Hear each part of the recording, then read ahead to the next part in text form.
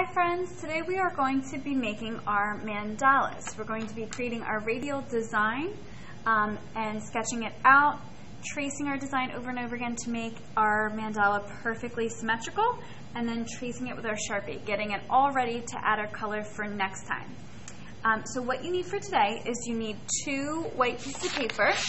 Okay, one of them is going to be our mandala, the other one is going to be for our stencils. You also need a pencil, a black marker, and you probably want an eraser available too, just in case. Oh, and some scissors. Scissors too. Okay, so the first thing we're going to do is we're going to take our white piece of paper and we're going to fold it to create a square. So we're going to be folding and cutting. If you've ever made origami, this is how you do it to get a square piece of paper when you have a rectangle. We're going to fold our paper over so it lines up with the edge of our paper. And you want to do this really carefully, making sure that they line up perfectly. And fold that paper over nice and neatly. Okay, so now that I have it folded, I have this rectangle piece at the bottom. We want to cut this off.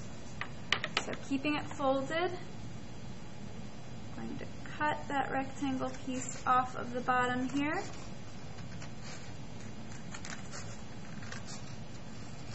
Okay, and when I open it up, I have a perfect square. So now we're going to ignore this line across our rectangle. That was just for folding purposes. Now I'm going to fold it in half one way. Okay, and then I'm going to fold it in half the other way. So that when I unfold it, the folds make 4 squares. Okay, see 1, 2, 3, 4. Okay, now what we're going to do is we're going to cut out one of those squares.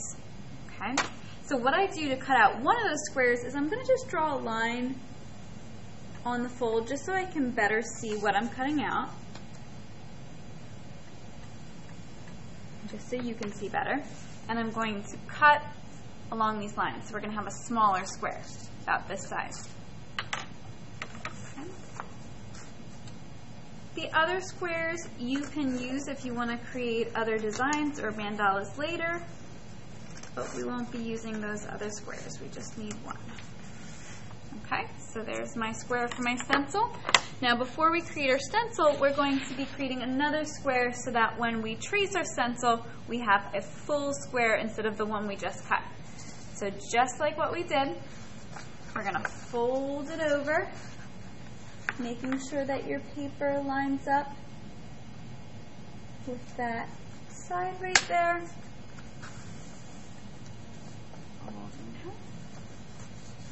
Now I have, again, that piece of rectangle down at the bottom here.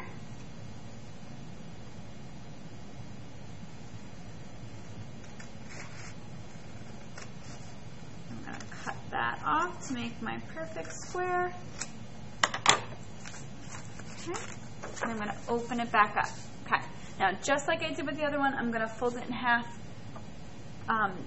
each direction. That way I have 4 squares. We're not going to be cutting it this time, but it's just so that we can line up our stencil better.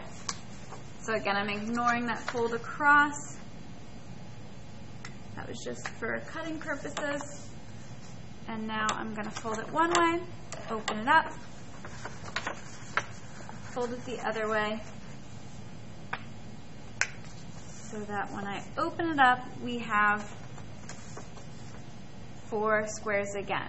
Now this is going to be great so that when we have our stencil, we're going to line it up underneath our paper so that we can see exactly where those squares go as we rotate it behind and we trace our pattern. Okay, so we're going to put this off to the side for now because we're not going to use it just yet, but we are going to be creating our stencil. Now here's 2 examples that I created. Okay, so when we create our stencils, you want to pick one corner that's always going to go in the middle. So for this one, it was this little almond shape here that's always going to face the center, and this one is this little diamond shape. Now, from 2 of our corners going across our square, we need to have a curve. Okay? That's what's going to create that circle as we trace it all the way around. So we need to have that curve so it creates a circle for our mandala.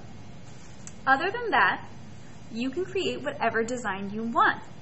I wouldn't go crazy and draw too much because it's going to be a lot of tracing, but you do want to think about different shapes, different patterns, make it really interesting to look at. Now, you might notice that if you line up something at the edge, it's going to line up with what you trace. It might not line up perfectly, so when we trace it, we might have to go back and fix some areas, but that is totally okay. You definitely can go to the edge with your designs. Okay? So I'm going to start with my design here.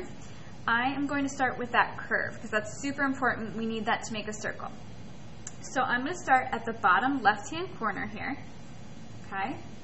And I'm going to go from that corner. I'm going to curve it around and stop at the other corner. Okay? See how that curve starts at one corner, goes up, and stops at the other corner. Okay? I'll just darken my contrast just so you can see it a little bit better. Okay. Now that we have that curve, now we can start with our design. Okay? Now, I'm going to start at the corner because remember that corner is going to be in the center all the time. So think about what shape you want to have. If you do a diamond shape, it might end up looking like a star. If you do like a petal shape, it might end up looking like a flower. It's completely up to you. I'm going to do that almond shape like I did here. I still have the bend from when we folded our paper to cut it. I might use that so I can tell where that center point is. If you don't have that on your paper, you can fold it just so you know where the center is. If you want to do it straight, but it doesn't matter. So I'm going to make that shape. Again, it's truly up to you what kind of shape you want to put in the center. So that's always going to be in the center of my square as I'm tracing. Next, I'm going to make a line that goes from that shape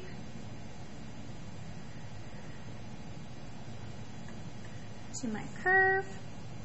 Okay. Maybe I'm going to make a curve line that goes out to my corner, curve line that goes out to the corner here.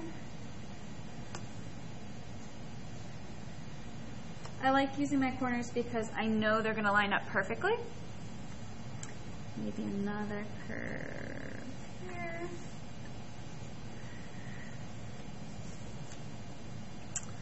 I'm going to create a diamond pattern in this corner here. Think about shapes. Think about different kinds of lines. Maybe I'm going to do another curve here. Okay. And there is my pattern. Now, again, you can do yours totally different. Okay, here's another example. I did the curve, and instead, in my little bottom corner here, that's the center, I did my diamond. I did another little circle. I did a little petal, hoping that when I trace it, it ends up looking like a flower. You can do zigzag shapes, stripes, but you want to fill that square with those shapes and designs. Okay? Don't make anything too small because it might be harder to trace. Once you are done, you're going to trace it with Sharpie because it's going to make it easier to see it through our paper if we trace it with Sharpie. So once you are done drawing your design, trace it with Sharpie, and I went over mine with an eraser just to clean up those extra lines just so it doesn't confuse me as I trace. Now that we have our stencil, we are ready to start tracing it on our final piece of paper.